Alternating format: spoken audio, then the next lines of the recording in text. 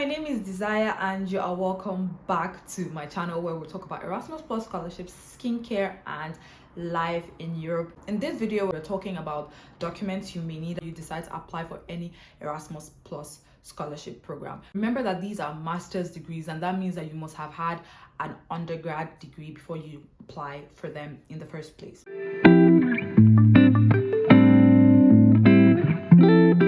Now that you've decided to apply, here are the documents that you may need. As said in the previous video, every program is truly unique. And that means that often they will ask you for different things, but there are some central documents that every program basically asks for. Number one, you need an international passport. That goes without saying, because without it, you cannot leave the country if you get the scholarship, so there is no point. You need a CV. And for some programs, they require the Europass CV template. For others, you can just send in any CV. So basically, make sure that you update your CV to highlight your interests, to highlight your experiences, to highlight your education, as much as it can be interrelated to the course that you want to apply for. You need one or two, or even more, depending on the program, recommendation letters. And these are typically gotten either from your professors, if you were just a recent graduate, or from your boss at work if you are already working before you apply to the program. So you can either apply with 2 recommendation letters from professors from school, or you can do one from a professor from school, that is a lecturer, or you can do one from your professor or lecturer in school and the second one from your boss at work, which is what I did. These recommendation letters are basically meant to amp you up. So as much as it's possible, make sure that it's someone that you can really trust to give you a good backing, because they can decide to reach out to them to ask some questions. So don't just put anyone there. Put someone that you believe would be able to vouch for you, just in case they reach out to the person aside the letter. Proof of residency. This proof of residency just generally differs with country. So in some countries, you can use a residence permit, you can get a letter from the government. In Nigeria, it's a bit dicey and a bit confusing. We don't have residence permits to the best of my knowledge, or the average Nigerian doesn't. However, I'll leave a post made by Erasmus Mundus Association Nigeria in the description box that shows you different options of proof of residency that you can use as a Nigerian. So what I did was that I used a utility bill from the past 12 months, and then we wrote a letter of introduction of sorts that was signed by my dad and a notary public. Attaching both of those things served as a proof of residency, because the utility bill, which was my PHCM bill, showed that I lived in this place, which is in Nigeria. And then the introduction letter from my dad showed that, oh, I am a daughter of a Nigerian and we've all lived in Nigeria, basically, for me, for my whole life. For those people who move around a lot, you have to show proof of residency within the past 12 months, basically, of wherever it is that you say that you live.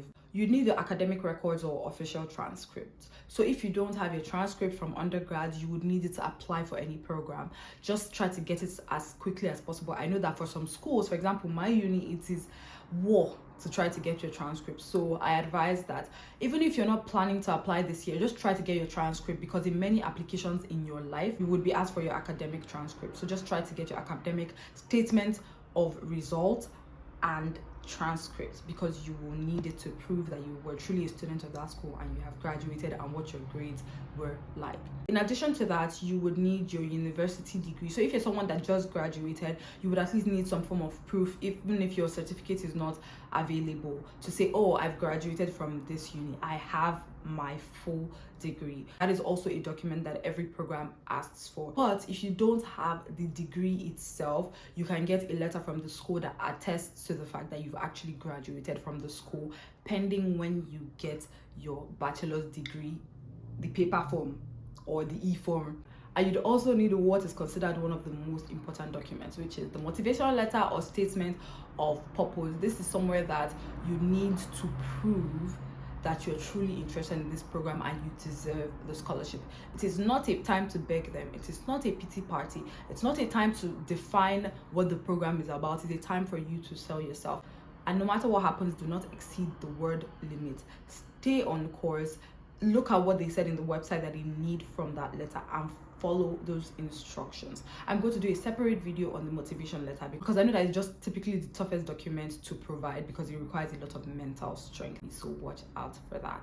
Remember that I said earlier that different programs would ask for different things. Here are some of the documents that are often optional, unlike the ones that I have mentioned before. First of all, the question about, do I need to write IELTS or TOEFL or any test of English language? For Nigerians, most programs, if not all, you do not need to write because you are considered a native English speaker.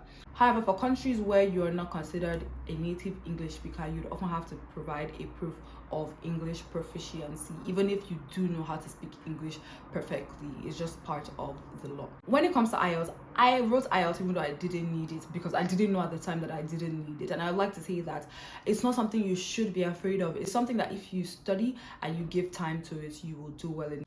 To confirm whether your country needs IELTS or TOEFL or any test of English proficiency for your program, you should go to the website and it will be stated clearly whether it is part of the requirements for the scholarship application. You could also be asked for a short description of your undergraduate course modules, and you can just provide the prospectus of your faculty or department for that documentation.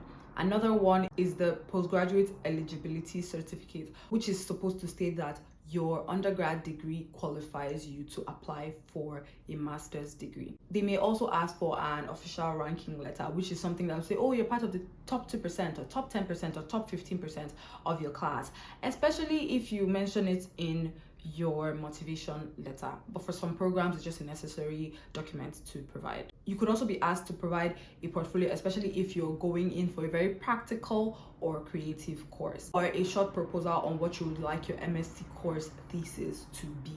I know that that particular document is dicey because you've not even gotten into the master's degree and they're already asking you about what you think your thesis should be. In this case, it's best for you to study what it is that the program is about and tweak your proposed thesis to what is obtainable within the program. This doesn't mean that you necessarily be bound to do that when the time comes. You could entirely change your trajectory during the program, but you do have to provide something that is honest, that is short, and is feasible. So let it at least be something that can be done. Just to answer one final question, do you need to have had a first class or distinction before applying for the Erasmus Mundus Joint Master?